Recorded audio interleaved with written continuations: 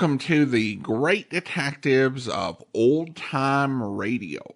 From Boise, Idaho, this is your host, Adam Graham. If you have a comment, email it to me, box13 at greatdetectives.net. Follow us on Twitter at Radio Detectives and check us out on Instagram, instagram.com/greatdetectives. Well, I do want to encourage you to check out our other podcast, including The War. Go to thewar.greatdetectives.net. In that series, we followed America through wartime via radio, including news and commentary programs, comedies, dramas, mysteries. And we actually did a whole series of wartime Christmas programs in December 2013. And it's all available at thewar.greatdetectives.net. And you can find all of our other podcasts over at the Great Detectives of Old Time Radio.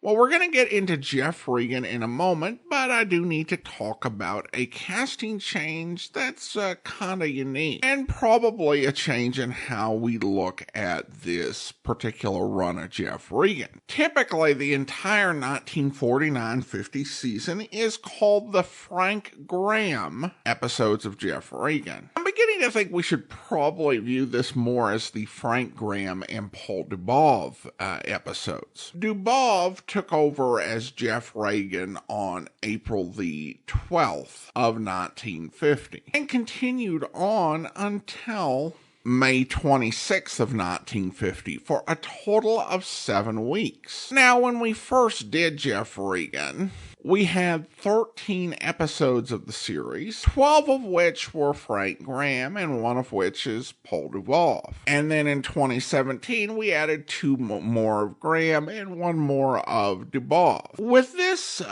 run, we're going to have all 7 of Dubov's episodes, which is a huge chunk of this season.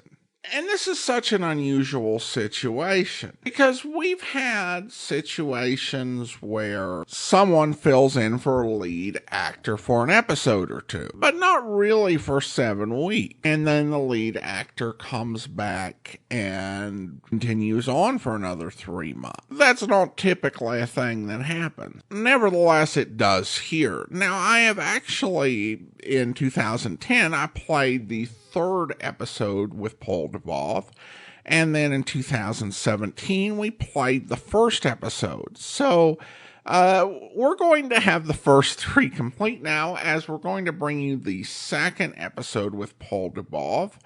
The original air date on this one is April 19th, 1950, and the title is The Smell of Magnolias.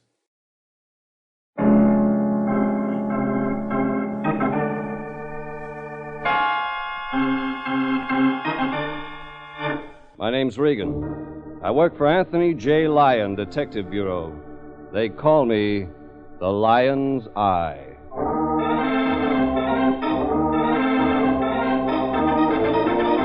Jeff Regan, Investigator, starring Paul Dubov as Regan with Frank Nelson as Anthony J. Lyon. So stand by for mystery and suspense and adventure in tonight's story titled The Smell of Magnolias.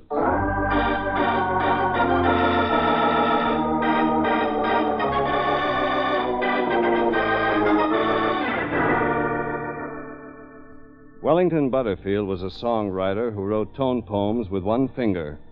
Using both hands, he was capable of writing even more impressive ditties. The question, was Wellington Butterfield capable of murder? It began without benefit of overture in the office of my boss, Anthony J. Lyon, one beaming Monday. Anthony J. was on the phone when I walked in. The look on his face said easy credit terms, no money down. No, you won't have to worry about a thing. Not a thing. Just sit tight and I'll send one of my men right out. Yes. Thank you, Mr. Butterfield. Good day. Good morning, Jeffrey. New client. Yes, indeed, Jeffrey. The Lyon Detective Agency is on its toes as usual. Nothing like an efficient organization, I always say. You'll send one of your men out? I heard that part of it. Well, now, Jeffrey, there might be other men working for me. If business picks up the way it has been, well, I may have to increase the staff. Add a secretary, maybe? Jeffrey, What a delightful idea. A thoroughly delightful idea. But first we have to pick up the extra business. Your business? Oh, yes, Mr. Butterfield. I almost forgot. You'd better run right out there, Jeffrey. His office is in the Johnson Building, Hollywood. Yeah, the secretary. Lion, did Mr. Butterfield happen to mention why he wanted a private detective? Blonde or brunette? Fatso, cut it out. Huh? Oh, yes, Mr. Butterfield. Oh, yes, he did say something about a small redhead. Problem. Let me see. Oh, I've got it. He thinks someone is trying to murder his wife. Jeffrey, what would you say to a cute little redhead?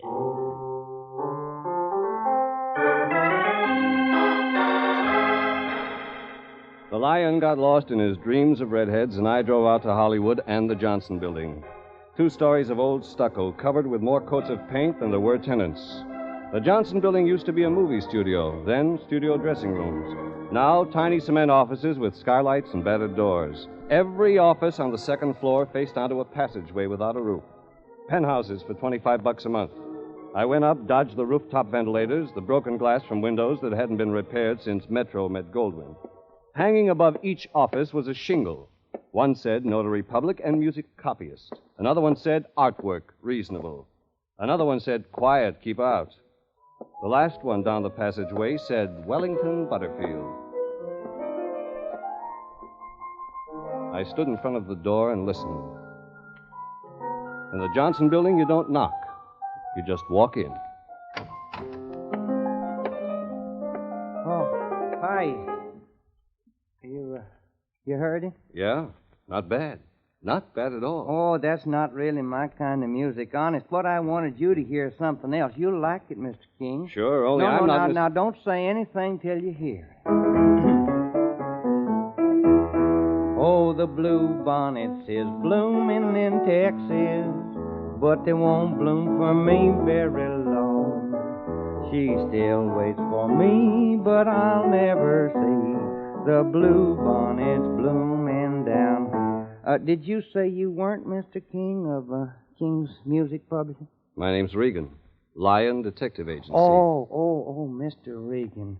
I'm glad you came. Want to tell me the story, Wellington? Oh, just call me Welly, Mr. Regan. My friends call me Welly. Welly? Well, sir, it's about Sue. Sue's my wife. Somebody's going to kill her, Mr. Regan. She tell you that? Oh, no, sir. You see, I was out at the Blue Club one night. Sue sings there, and I heard voices from her dressing room. He was saying mean and angry things, this man was.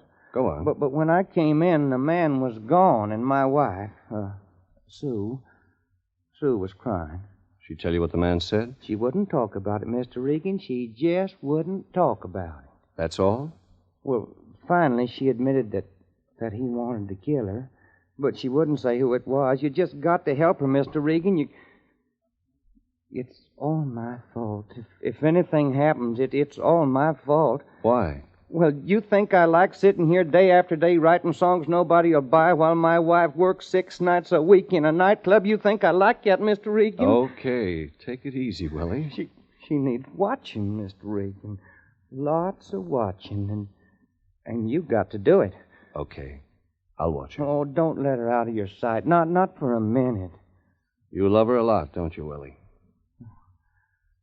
More than anything in this whole world, Mr. Regan. You don't have any idea who the man was? No, sir, I don't. You sure you're not leaving something out of the story? Mr. Regan, at a time like this? Okay. I'll run out there. Oh, Mr. Regan, there's just one thing.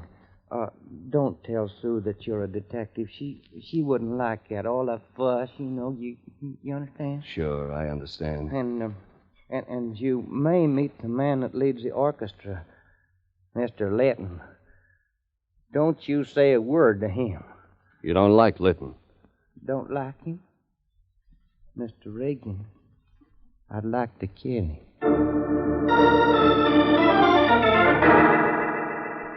His story was smooth, but mixed up like pancake batter after a bout with the mixmaster. I left Wellington Butterfield hunched over his piano. Outside, footsteps in the passageway made me turn. Suddenly, moving down the corridor, away from Butterfield's window, was a tall man in a blue sport coat and gray flannels. He moved not like a man leaving an office, but like a man leaving a keyhole. I started after him. Come in out of the sun, Regan. You might get freckles.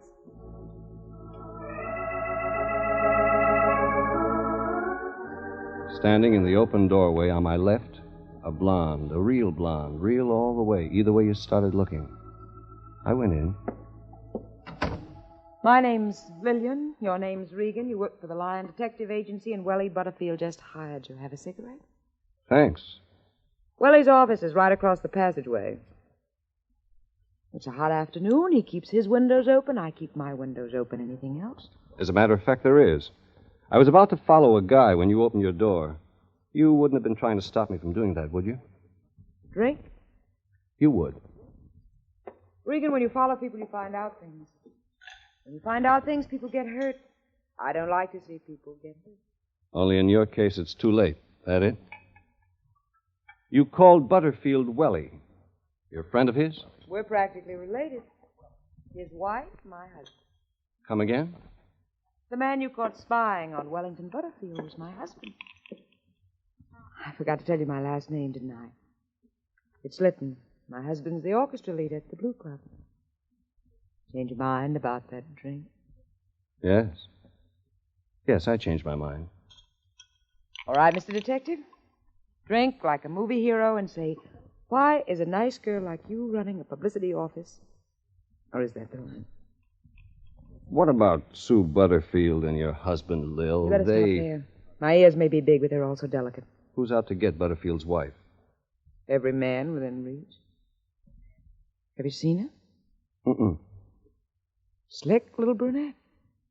Willowy. Soft like a magnolia blossom. Twice as clawing. Only your husband doesn't think so. I work 40 hours a week, Regan. What my husband thinks hasn't bothered me in over 2 years. What about divorce? I'm the old-fashioned type. You know, frilly curtains, barbershop quartets, and marriage. I believe in all of them. Litton doesn't. I tried. He doesn't. Why would Litton want to kill Butterfield's wife? He may be a snake, Regan, but he doesn't crawl that low. You're on the wrong track. It fits that way. The voice Butterfield heard I behind said the you're door. on the wrong track. Maybe you better leave, Regan. I don't want to begin to dislike you.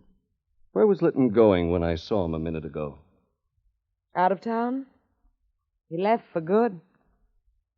His good, my good. It's toss-up. They begin slow, they end quick, don't they, Regan? Sue Butterfield, who wants to kill her, Lil?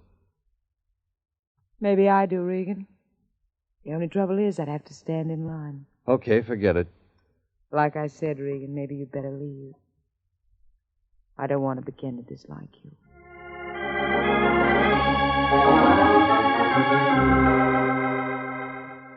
If Wellington Butterfield was lying, it didn't check with Lillian Litton. Put both their stories together, and Sue Butterfield looked like a candidate for Miss Mortuary of 1950. There were still 2 precincts yet to be heard from, Lil's husband and Butterfield's wife. I headed my car for the Blue Club.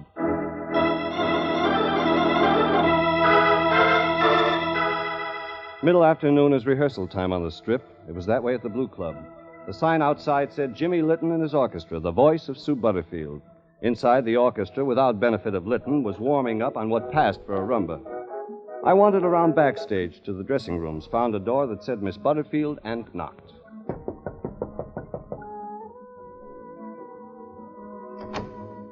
Yes? She was everything Lil said, even including the magnolia blossom in her hair. Well, don't just stand there. Please come in. I'm Sue Butterfield. But then you probably already know that. My name's Regan. Yes, sir. What did you wish to speak to me about? Your husband, Mrs. Butterfield. Please, call me Sue. Sue. That's better. Now, what about Wellington? He's worried, Mrs. Sue. Worried about you. About me? Well, that certainly sounds silly. Why on earth would he worry about me? He thinks you're in trouble. Mr. Regan, why are you concerned in this? I'm a friend of Wellie's. I see. Well, then, I appreciate your interest, but really nothing could be sillier. Oh, now I see it.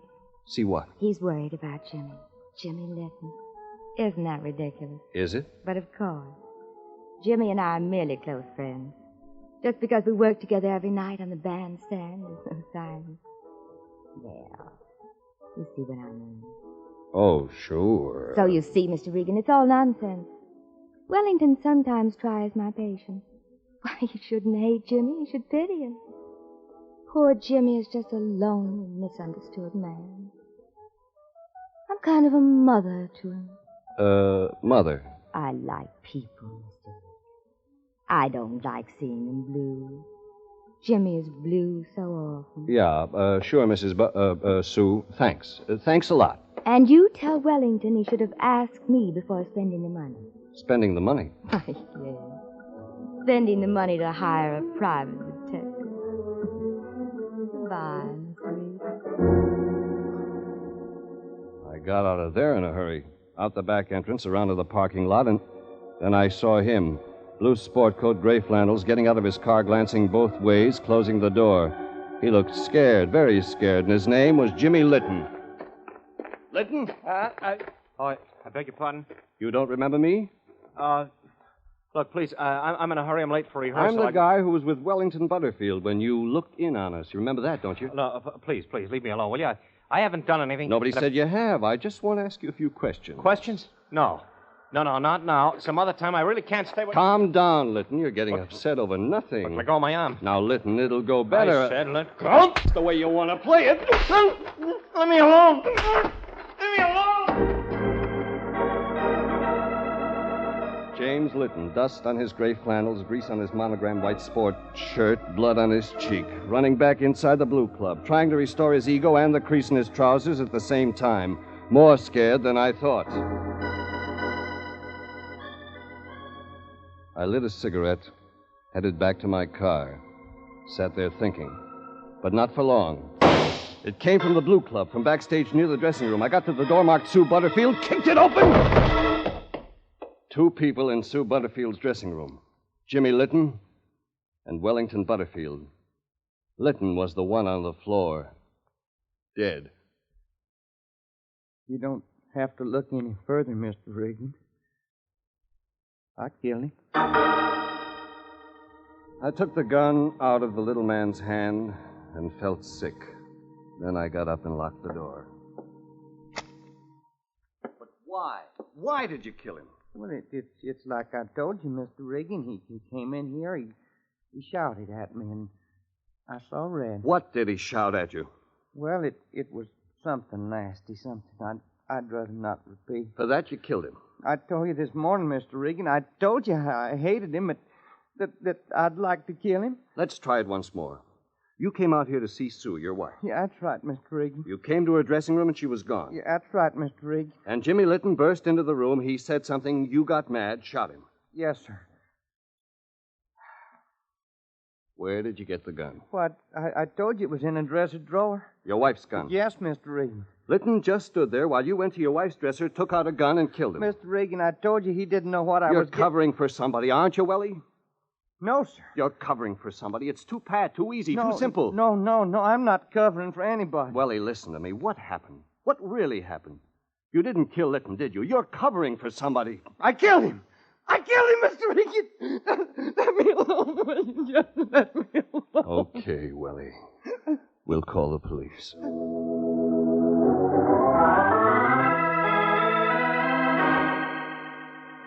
Lieutenant Sanducci came and went and took Wellington Butterfield with him.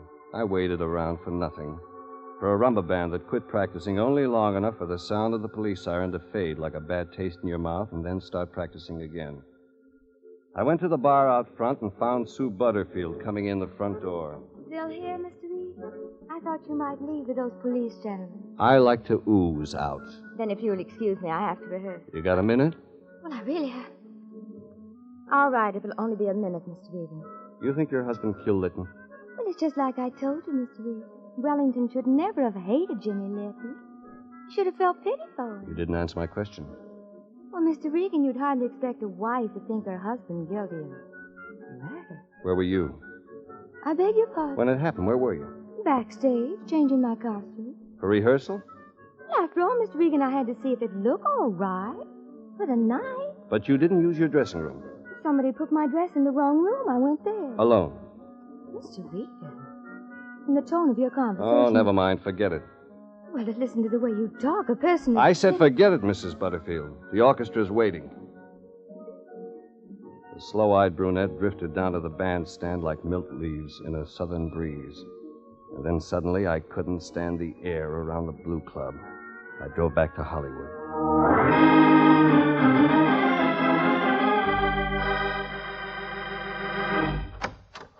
Regan. Mind if I come in, Lil? Regan, I'm sorry about this afternoon. It's okay, Lil. Regan, something's bothering you. Something you don't like, I know, I can tell. Your husband's dead, Lil. My husband? He was shot an hour ago. Your kid? No.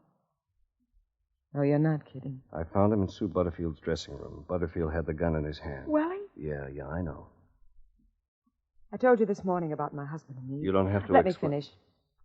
I told you Jimmy and I... The way it was. I said I stopped caring what he did 2 years ago. I meant it, Regan. I'm not going to lie to you now. Thanks, Lil. He was smooth and slick and clever. He's dead. Let's forget it. I've got to know some things, Lil. It's important that I know. Welly Butterfield wouldn't kill a man, not even my husband. Welly worked over there, right across the way from me. I knew him, Regan. He wouldn't kill a man. I know that. But you just said... Wellington said. Gun in hand, he told me he shot your husband. For 30 minutes, he stuck to it. Isn't there anything you can do, Regan? Anything you... Sure, mix a drink. She mixed a drink, 2 of them. Lillian Litton, the dead man's widow. And we drank the drinks and talked about everything and nothing, and not murder or her dead husband or the little man on the way to the gas chamber, but it wouldn't stay that way. I borrowed Lillian Litton's phone and called the Lion. Anthony J. Me, Lion, Fatso. Detective. Jeffrey, I was hoping you'd check in. Mr. Butterfield called. He what? He called from the police station. Jeffrey, our client's committed murder. That's why I called you. Lieutenant Sanducci told him he could make the call. Mr. Butterfield just wanted to thank you for everything. Is that all? He told me it wasn't your fault that you tried to help him. He said he was getting ready to sign a confession. He didn't tell you anything else, Fatso? No. He sounded so sad, Jeffrey. Why did he kill the man? Later, Fatso. But I thought it was his wife who was in danger. Lion, that's it. Jeffrey, what's it? Hang up, Fatso. You're wasting time. The Lion was wasting time, all right. I told Lil I'd see her later and head my car toward City Hall. If I pushed the speed limit, I might get there before Sanducci could have the little man's statement typed up for signature. I got there. Well, hello, Regan. What's the hurry? Sanducci, did Butterfield sign yet? No. Take it easy, Regan. My steno's typing it up. You was getting excited. Butterfield didn't kill that man. I know he didn't. Oh? That's an interesting twist. Man comes to me asking to be locked up, and you say he's not guilty. What's your evidence? I haven't any. Not yet, but give me time. Time to talk my number one inmate out of a confession? Are you crazy, Regan? Listen, Sanducci. Butterfield is taking the rap for somebody else. He's that kind of a guy. Well, it's a twist, all right. Nicest story as I've heard. Give me 10 minutes with him, Sanducci. Just 10 minutes. Give me a chance to get the real story. Regan, you're stepping out of bounds. I know you want to protect the client, but messing with an open and shut case, it's something else. Yes? I got that statement ready for the prisoner to sign, Lieutenant. Oh, good. Bring it in, Freely. You heard him, Regan? Sanducci, 10 minutes. That's all I ask. Just 10 minutes. Regan. Thanks. Thanks a lot. Oh, God, they're watching the line. The turnkey took me to the cell of Wellington Butterfield, and I was on my own. Hello, Mr. Regan. Welly, listen, they've got a statement in there all typed up. Sign it, and you've got a season's pass to the gas chamber. Yes, sir, I know that. Welly, it's your life. You were alone when you shot Litton. I told you that, Mr. Regan. Your wife wasn't in that room with you. Leave Sue out of it. You're forgetting something, aren't you, Welly? Sue was in the room, changing costume when Litton burst in. She told me that, Welly. She did? She said she was behind the screen, putting on the dress she was going to wear for the show. How come you forgot that? Well, it must have just left my mind. Sure it did. Your wife told me something else. Well, I she don't said think nobody threatened her life. Well, Mr. Regan, I know better. I heard... Go on. Mr. Regan, I don't like what you're trying to make me say. Then I'll say it for you. You lied. Lied to me about Sue's life in danger. Sure, you overheard a conversation in her dressing room, but there's nothing wrong with your ears. You knew what they were saying. They? Sue and Jimmy Litton. Sue was asking Litton to kill you. You knew that. That's why you hired me to watch her. You loved her too much to turn her over to the police, so you hired me to protect yourself. But that doesn't mean I didn't kill Litton. Sue will testify she saw me do it. How could she have seen you do it when she was behind the screen dressing? Well, your story's so crossed up, Welly, even you can't make sense out of it. Well, Your wife wanted Jimmy Litton to get rid of you. He backed out. That's why he was so frightened when I saw him.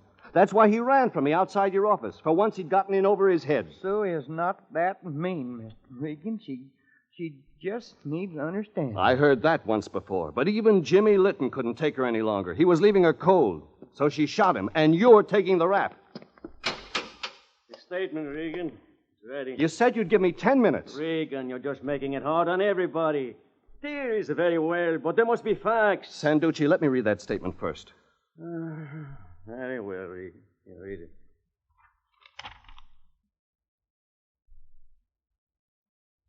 Well, Regan? Mr. Regan, please, sir. Regan, you're just obstructing justice. You know I could have you run in. Sanducci, it says here the body was found with bruises about the face, a cut under the eye. That's right, Regan. Butterfield left that part out of it at first, but when we examined the body, he admitted there'd been a few blows between them. That's right, Mr. Regan. I'd forgot that part. Sanducci, Butterfield didn't fight with Litton. He's lying. Mr. Regan. Regan, get out of here. Wait a minute. You said he told you they exchanged blows. Did you find bruises or cuts on Butterfield? Well, no. Yet Litton was beaten about the face. Litton, a man almost twice the size of Butterfield, is found beaten, but Butterfield hasn't got a scratch on him. So what? That still does not prove it. It proves Wellington Butterfield lied. If he lied once, he lied for all of it. I know, Sanducci, because I'm the guy who gave Litton those cuts and bruises. Regan, for the last time... Litton and I exchanged the blows, Sanducci, outside the Blue Club. It was just after that Litton ran inside and was killed. When you found the bruises, Butterfield had to change his story to make it fit. Go on, Regan. He lied again about being alone in the room. He just told me his wife was there with him. That's right, Butterfield. Well, yes, sir. Sue was with me. How many lies can you take, Sanducci? How many lies before you wake up? This man's covering all the way, trying to take the rap. Oh, Regan. For his wife. Mr. Regan, you shouldn't have said that. Had enough, Sanducci? Give me a motive, Regan. Litton was running around with Butterfield's wife. She fell for him, but then he ditched her. Litton's wife told me he was leaving town, not with Sue Butterfield like I thought. Litton was pulling out alone. I'm still listening. Sue Butterfield wanted Litton to kill her husband. He turned her down, and she couldn't take that. Woman scorned Sanducci. She had to kill him. He could have testified against her. Butterfield, you got anything to say about that? Well, Sue loved Litton. She told me that. She didn't never love me. I tried to be what she wanted. Honest, I did. I tried to write music it'd sell and make a lot of money so she wouldn't have to work. It just wasn't my kind of music. I always feel it was my fault. Don't you see? If I'd only have been what she wanted me to be, this wouldn't have happened. Litton came into the dressing room. He was angry. He blamed Sue for bringing the detective, Mr. Regan, into it. They said things to each other. Sue shot him. Then you took the gun and made her leave. You took all the guilt, all the blame for everything she was and stood for. Had enough, Sanducci. But it was my fault. Don't you see?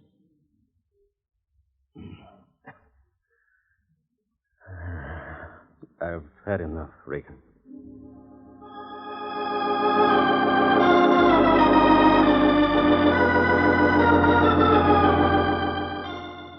I gave a statement.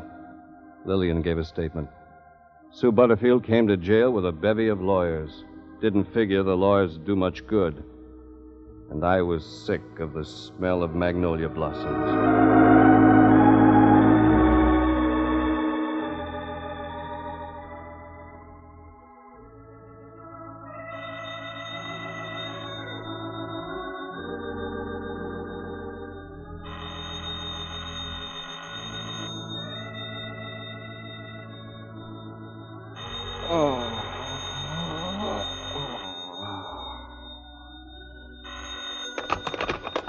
Yes? Regan, where have you been? Resting, Fatso. Resting and relaxing. Are you still working for the Lion Detective Agency, or have you retired from active duty? Now, Lion, the case was only closed a couple of hours ago. Well, the least you could have done is report back to me. After all, I'm interested in the welfare of our clients. Sorry, Fatso. Well, we'll forget it for now. Jeffrey, I have here a Mr. Harrington. He says he wants us to handle his case, and I believe he needs our help. Just a minute, Fatso.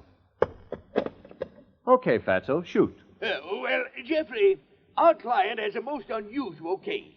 It seems he was out driving the other day in his new Nash Rambler. Now, he had the top down, so he didn't notice there was a helicopter flying over him. And so, No, Jeff. naturally, he was Sure. quite shocked, to say the least, Real when suddenly, sure, from Jeff. out of the helicopter, Like I said, Lil, came this strange you mix package. good drinks. Now, our client, Jeffrey, are you taking all this down?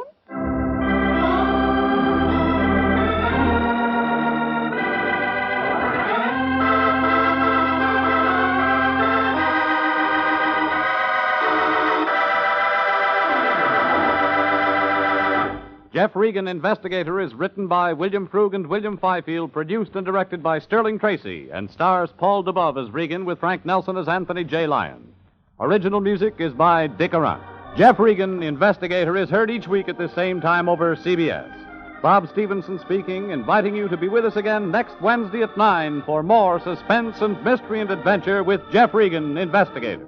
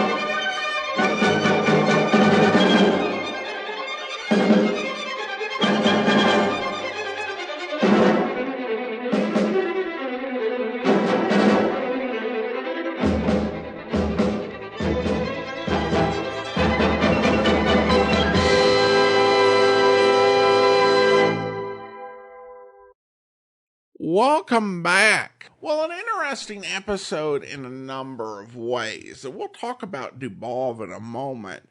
I think that it's interesting in that it does seem to add a bit more drama than what we got during the original period where Frank Graham was in the role. More often than not, the people who Darken the Door of International tended to be oddballs, and the stories kind of served a big comedic interest. Here, you get more of a touch of drama, like there's a little bit of reality and weight to the events that happen that affect the guest characters, and they avoid doing it in a way that makes the story dour or overly downbeat. There's still some really fun parts in it, but it does have more of that sense of these events did have some real consequences for real people. Also, I don't know if I've ever heard Barton Yarborough sing, but it was nice to get to hear that, at least for a few seconds on the episode. Now, Paul Dubov was a quintessential character actor, and throughout most of his career, he played a lot of supporting roles. Beyond his time on Jeff Regan, his other big acting credit was being the second voice of Frank Race after the first star Tom Collins departed. He did get into writing as he got older and worked with his wife on several projects. They helped to create the TV series Honey West, among other things. Well, some listener comments and feedback now, and we start with an email. This comes from Antine, who writes, "Hi Adam, I've been listening to your podcast over 8 years now, and today I reached an exciting milestone. I finally, after starting from episode 1, am completely caught up for the first time. I want to tell you how much your show has meant to me. It's a true treasure. I'm so grateful that you brought Johnny Dollar, Boston Blackie, Richard Diamond, and Dan Holliday into this decade. Thank you for keeping those great detectives in my life and all of our lives." Well, thank you so much. I'm glad you've enjoyed it, and congratulations on getting caught up. It really does take a while, because if you started 8 years ago, there was already 1,000 episode backlog. So I appreciate you sticking with it and sticking with me as well. So I appreciate your comment and congratulations. And then David says, thanks for all the best radio shows from the golden era of radio entertainment. All the best from Ireland, and have a great Christmas. Well, thank you so much, David. Ireland's always been on my list of places I'd like to visit, and getting a note from there is great, and I appreciate you sending it, and I hope you have a great Christmas as well. All right, well, now it is time to thank our Patreon supporters of the day. Thank you to Robert, Patreon supporter since August 2016, currently supporting the show at the Shamus level of $4 or more per month. Again, thank you so much for your support, Robert. And that will do it for today. If you are enjoying this podcast, please be sure to rate and review it wherever you download your podcast from. We'll be back next Tuesday with another episode of Jeff Regan, but coming up tomorrow, check out The Man Called X, where a man sits at the desk in his study, the papers in front of him unread, his fingers tapping rhythmically against the polished inlay, his white face mirrored in the glistening wood. Yeah, come in. I had hoped you would come. Oh, I am sorry. I was expecting someone else. What can I do?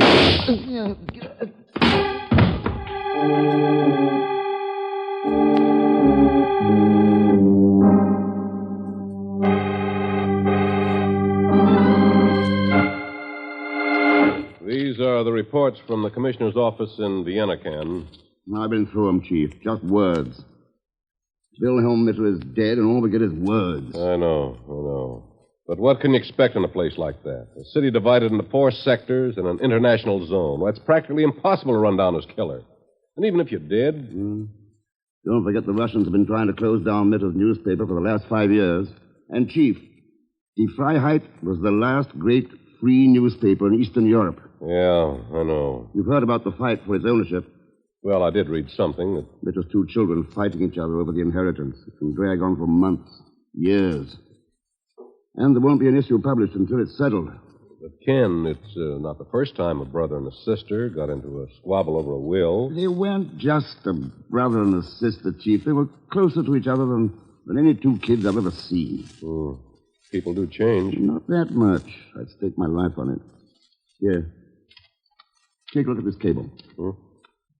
When will you visit Vienna again? Signed, Maria. Yeah. It was sent within a few hours of her father's murder. Chief, I'd like to go to Vienna.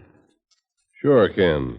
I hope you'll be with us then. In the meantime, do send your comments to box13@greatdetectives.net. Check us out on Instagram, instagram.com/greatdetectives. From Boise, Idaho, this is your host, Adam Graham, signing off.